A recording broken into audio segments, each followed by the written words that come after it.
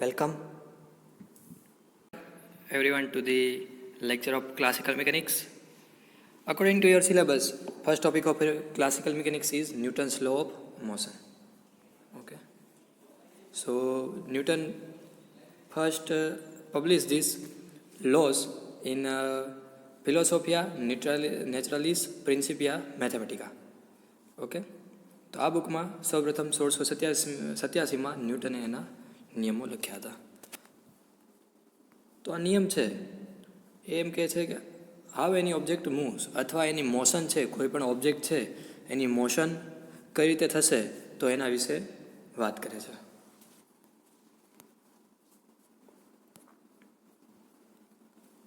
So let's start. What is force? An interaction between two object. Okay, એક particle અહીંયા છે, એક particle અહીંયા છે, તો એને લીધે બી ઉપર જે બળ લાગે છે અને બીને લીધે એ ઉપર જે બળ લાગે છે, તો આ થઈ ગયું બંને વચ્ચેનું ઇન્ટરેક્શન અને આને લીધે ફોર્સ લાગે છે. તો બળ એ એવી ભૌતિક રાશિ છે કે જે પદાર્થની સ્થિતિ એટલે કે સ્થિર કે અચળ વેગી ગતિમાં ફેરફાર કરે છે. આ પદાર્થ સ્થિર છે, હું આનું ઇન્ટરેક્શન કરું ને અહીંથી ધક્કો મારું તો શું થશે? આ પદાર્થ છે એ ગતિમાં આવશે, એટલે કે સ્થિર કે અચળ વેગી ગતિમાં શું કર્યો કહેવાય, એને ફેરફાર કર્યો. તો બળ છે એવી ભૌતિક રાશિ અથવા ફિઝિકલ ક્વોન્ટિટી છે કે જે એની મોશનને ચેન્જ કરી શકે છે. For example, pushes and pulls are forces. Okay, તો એના એક્ઝામ્પલ છે. એના સિવાય એના ટાઈપ્સ છે આ રીતે કંઈક પડે છે: contact forces and non contact forces. Contact force એટલે એવું કે જેમાં આપણે કોઈ બે વસ્તુ અથવા જે બે ઓબ્જેક્ટ સાથે ઇન્ટરેક્શન હોય એ બે ઓબ્જેક્ટ એકબીજાના કોન્ટેક્ટમાં આવવા જોઈએ, બરાબર. જ્યારે આમાં એક્શન એટલે ડિસ્ટન્સ, એટલે જો ડિસ્ટન્સ ઉપર હોય એ બંને ઓબ્જેક્ટ તો પણ થઈ શકે છે, બરાબર. તો કોન્ટેક્ટ ફોર્સનું પહેલું એક્ઝામ્પલ છે ફ્રિક્શનલ ફોર્સ. તો ફોર એક્ઝામ્પલ, આ બ્લોક છે એ આની ઉપર ઘસડાય છે, બરાબર. તો ઘસડાય છે, ઘર્ષણ થાય છે, તો એ ઘર્ષણ છે એ શું થયું તો કે કોન્ટેક્ટમાં આવ્યું, એને લીધે બળ લાગે છે, તો આ થયું ફ્રિક્શનલ ફોર્સ. એના સિવાય છે ફ્રિક્શનલ ફોર્સમાં નોન કોન્ટેક્ટ ફોર્સમાં છે ગ્રેવિટેશનલ ફોર્સ. તો એવું ગ્રેવિટેશનલ ફોર્સ છે, ફોર એક્ઝામ્પલ તમે કોઈ પણ એક્ઝામ્પલ લઈ શકો છો. આમાં ઘણા એક્ઝામ્પલ છે. અત્યારે આપણે છીએ તો આપણને પણ બળ લાગે છે, બરાબર, ગુરુત્વાકર્ષણ બળ. હવે સૂર્ય છે એની આસપાસ પૃથ્વી ફરે છે કે બધા જે ગ્રહો ફરે છે તો એમાં પણ બળ લાગે છે. તો એ કંઈ કોન્ટેક્ટમાં નથી, બરાબર. તો કોન્ટેક્ટમાં નથી તો પણ એ બંને વચ્ચે બળ લાગે છે, એ બળને કહેવાય છે ગ્રેવિટેશનલ ફોર્સ. એટલે એ નોન કોન્ટેક્ટ બળ છે અથવા એક્શન એટલે ડિસ્ટન્સ ફોર્સિસ. એના સિવાય બીજા એક્ઝામ્પલ છે કોન્ટેક્ટ ફોર્સિસના tension force and spring force, and non contact forces are electrical force and magnetic force. So, Newton's first law. Consider a body on which no net force acts. Okay. Let's take a body. 1 minute.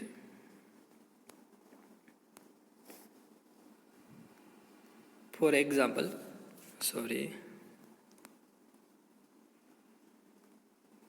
તો આ body છે, બરાબર છે, કે જેની ઉપર અત્યારે કોઈ જાતનું બળ નથી લાગતું. No net force is X અથવા નેટ ફોર્સ ઇઝ 0. ઓકે, તો નેટ ફોર્સ નથી લાગતું. If the body is at rest, આ રેસ્ટ ઉપર છે, so it will remain at rest. If the body is moving with constant velocity, it will continues to do.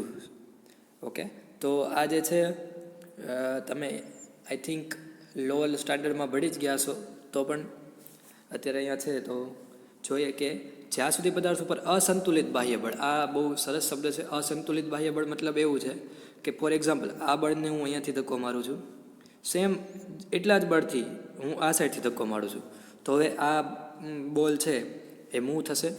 નહીં થાય, કારણ કે આ સાઈડથી પણ મેં સરખું, એટલે કે ફોર એક્ઝામ્પલ 5 ન્યૂટન ને આ સાઈડથી પણ 5 ન્યૂટન બળ લગાડ્યું છે, તો ટોટલ નેટ ફોર્સ છે એની ઉપર જે છે એ 0 થઈ જવાનું છે, બરાબર. 5 + 5 - 5 એટલે 0 થઈ જવાનું છે. એટલે એક બોલ છે એ ગતિ કરશે નહીં. તો અસંતુલિતનો મતલબ એવો થાય છે કે આ હવે એક સાઈડથી તમે બળ લગાડ્યું છે તો બીજું નેટ ફોર્સ એનું કંઈક 0 ન હોવું જોઈએ, બરાબર છે, તો જ એ મૂવ થશે. તો જ્યાં સુધી પદાર્થ પર અસંતુલિત બાહ્ય બળ લગાડવામાં ન આવે ત્યાં સુધી સ્થિર પદાર્થ સ્થિર અને સુરેખ માર્ગ પર અચળ વેગથી ગતિ કરતો પદાર્થ જે ગતિ છે એની ચાલુ રાખશે, બરાબર છે. તો ફોર એક્ઝામ્પલ, એ મૂવ થતો હોય તો એ ચાલુ રાખશે.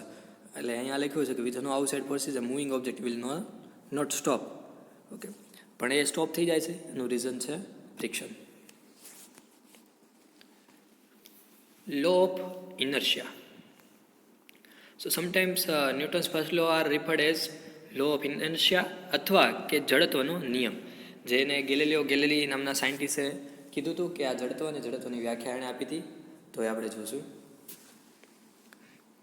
કે કણ કે કણોના તંત્ર એટલે કે એક પાર્ટિકલ છે અથવા સિસ્ટમ ઓફ પાર્ટિકલ છે, એની સ્થિતિમાં ફેરફાર એને પસંદ નથી. બરાબર. હવે આમાં કોઈ પણ જાતનો ફેરફાર કરશું તો એ કંઈક એનો વિરોધ કરશે. તો આ જે વિરોધ કરશે એ વિરોધ કેટલું હશે તો એના દ્રવ્યમાન એટલે એનું માસ કેટલું છે, એ દ્રવ્યમાન કેટલું છે એના ઉપર ડિપેન્ડેડ છે. એના આકાર અને પરિમાણ ઉપર નહીં, એટલે કેટલી મોટી સાઇઝનો છે એની ઉપર જરૂર નથી. કદાચ મોટી સાઇઝનો હોય પણ હોલો હોય તો એનો માસ બહુ વધારે ન હોય તો તમે એને ઇઝીલી મૂવ પણ કરી શકો છો. બરાબર. જ્યારે એ જ વસ્તુ સોલિડ હોય એટલે અંદરથી બધું ભરેલું હોય તો તમે એને મૂવ કરી ન શકો. એટલે ઇઝ ડિપેન્ડ ઓન ધી માસ, દ્રવ્યમાન ઉપર ડિપેન્ડેડ છે.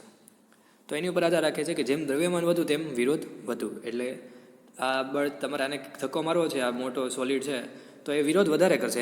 એની જે સ્થિર પેડો છે તમારે એને હલાવવા માટે તમારે વધારે બળ આપવું પડશે, કારણ કે એનું દ્રવ્યમાન વધુ છે એટલે એને ચેન્જીસ પસંદ નથી એમાં, તો એ શું કરશે, એનો વિરોધ કરશે.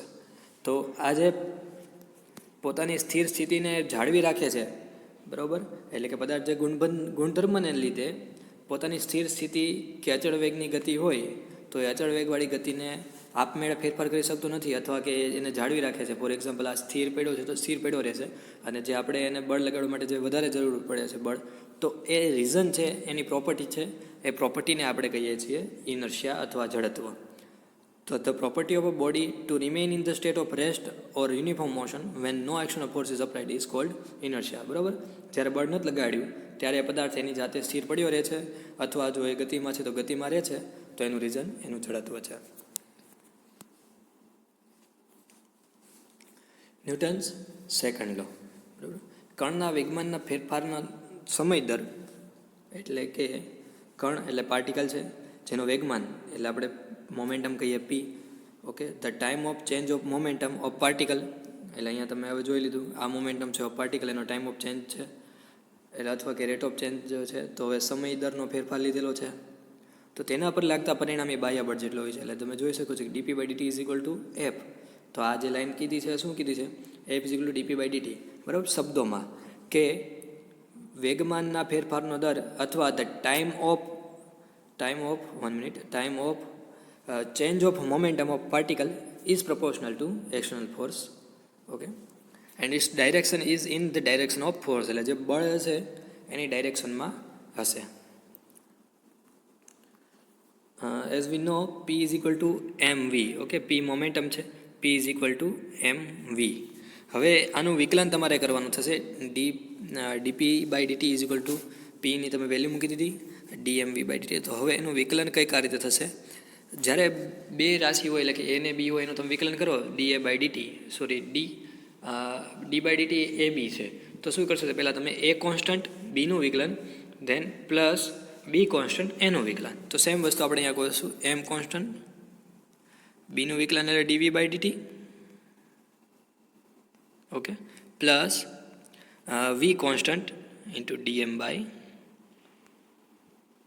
DT. Okay. But let's assume mass is constant, એટલે આ સેકન્ડ ક્વોન્ટિટી છે એ 0 થઈ જશે. તો હવે તમે કહી શકો કે F is equal to M DV by DT. બરાબર છે. આ બીજી ક્વોન્ટિટી છે 0 થઈ જશે, બીજું ટર્મ, એટલે આપણે એક જ વસ્તુ વિચારવાની રહેશે કે F is equal to M DV by DT. જે આ ડીવી બાય ડીટી શું છે તો કે છે પ્રવેગ અથવા એક્સલરેશન. એ તમને ખ્યાલ જ છે કે વેલોસિટીનો તમે ટાઈમ ઓફ ચેન્જ લ્યો અથવા રેટ ઓફ ચેન્જ લ્યો તો એ તમને ડીવી બાય ડીટી આપશે, એક્સલરેશન. બરાબર, પ્રવેગ. હવે આપણે એક એક્ઝામ્પલ લઈએ કે અવકાશયાનમાં જે રોકેટ હોય એ ઉડતું હોય તો એમાં જે ઈંધણ છે એ ધીમે ધીમે ઘટતું જતું હોય. તો ત્યારે આપણે એમ નહીં કહીએ, આપણે જે આગળમાં લીધું એમ કે માસને આપણે કોન્સ્ટન્ટ લીધો હતો, બરાબર, પણ હવે જ્યારે આપણે એ વાત કરીએ તો એમાં ઈંધણ ધીમે ધીમે ઘટતું જતું હોય, પ્રોપેલન્ટ જે એ ઘટતું જતું હોય, તો એ કેસમાં તમે ફોર્સ શું લખી શકશો, બરાબર છે, અને એ શું વર્ક કરે છે. તો અહીંયા એક પેરેગ્રાફ થ્રુ સમજાવેલું છે.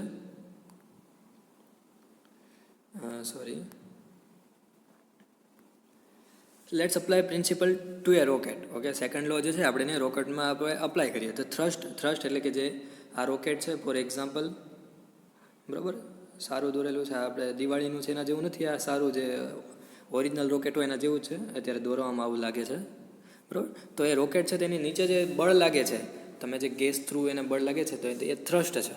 So thrust for rocket continuous as long as its engine are firing, બરાબર. તો એન્જિન જે છે એના લીધે થ્રસ્ટ લાગે છે ને. બિકોઝ પ્રોપેલન્ટ મતલબ જે એમાં બળતણ છે, ઈંધણ છે એ.